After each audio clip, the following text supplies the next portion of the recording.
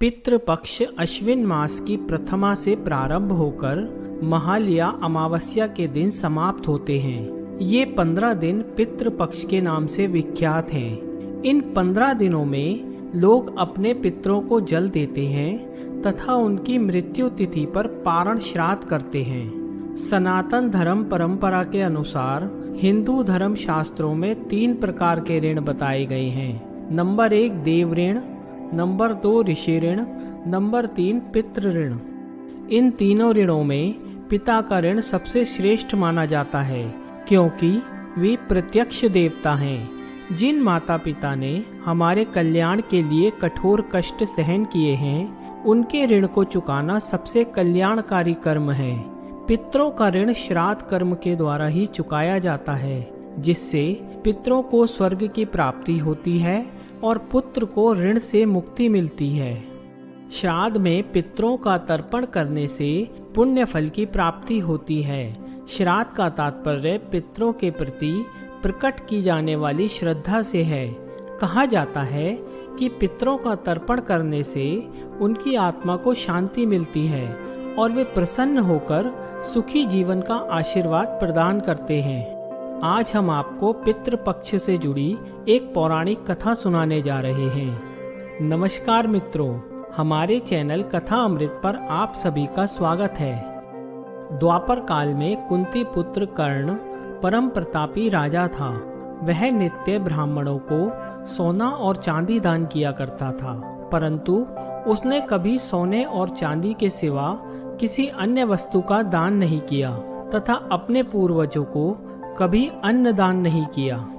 महाभारत के युद्ध के दौरान जब उसकी मृत्यु हुई तो वह अपने पुण्य कर्मों के प्रभाव से स्वर्गलोक को प्राप्त हुआ। वहां पहुंचकर उसे स्वर्ण निर्मित भव्य महल रहने को मिला, परंतु उस स्वर्ण महल के अंदर कुछ भी नहीं था। ये देखकर कर्ण को बड़ा आश्चर्य हुआ और वो देवराज इंद्र के पास पहुंचा और उसने पूछा, हे देवराज, मैंने तो जीवन भर इतना दान पुण्य किया है, फिर मुझे ये खाली स्वर्ण महल क्यों मिला है? तब इंद्रदेव ने बताया कि हे कर्ण, तुमने जीवन भर सोना और चांदी का दान किया, परंतु अपने पूर्वजों और ब्राह्मणों को कभी अन्न दान नहीं किया, जिसके फल स्वरूप तुम्हें ये खाली स्वर्ण महल रहने को मिला है। मनुष्य मृत्यु लोक में जो कुछ दान करता है वही उसे यहाँ प्राप्त होता है।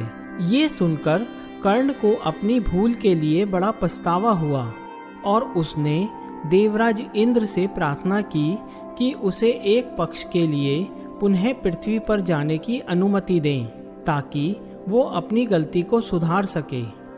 कर्ण की प्रार्थना पर देवराज इंद्र ने उसे 15 दिन के लिए पुनः पृथ्वी लोक पर भेज दिया। उसका मृतक शरीर पुनः जीवित हो उठा, जिसके बाद कर्ण ने 15 दिन तक बड़े संयम और सदाचार से अपने पूर्वजों को याद करते हुए उनका श्राद्ध कर उन्हें आहार दान किया, तर्पण किया तथा ब्राह्मणों को भोजन कराया। 15 दिन के बाद उसका पुनः स्वर्गवास हो गया और अब की बार उसके संयमित जीवन, सदाचार और दान आदि के फलस्वरूप उसे स्वर्ग में सभी प्रकार के सुखों की प्राप्ति हुई। कहा जाता है कि दानी कर्ण के पुनर्जीवन के ये 15 दिन इसी पितृपक्ष के थे। तभी से पितृपक्ष में संयम, सदाचार और दान आदि की अतिशय महिमा बताई गई है। पितरों का श्राद्ध उनकी मृत्यु तिथि पर ही किया जाना चाहिए। जिन पितरों की मृत्यु तिथि याद नहीं हो, उनका श्राद्ध अमावस्या के दिन किया जाता है। श्राद्ध में ब्राह्मणों को भोजन कराने के बाद गाय, कुत्ते और कोए को भोजन अवश्य कराना चाहिए, क्योंकि ऐसा करने से पितरों को हमारे द्वारा दिया गया भोजन प्राप्त होता है। पितृपक्ष के समय में प्याज, लहसुन, मांस, मदिरा आदि का सेवन बिल्कुल नहीं करना चाहिए।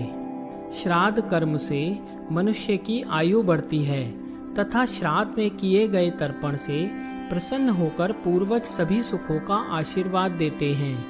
मित्रों, आपको ये जानकारी अच्छी लगी हो तो इसे अपने परिजनों के साथ भी शेयर करें और ऐसी ही रोचक कथाएं सुनने के लिए हमारे चैनल कथा अमृत को सब्सक्राइब करें। धन्यवाद।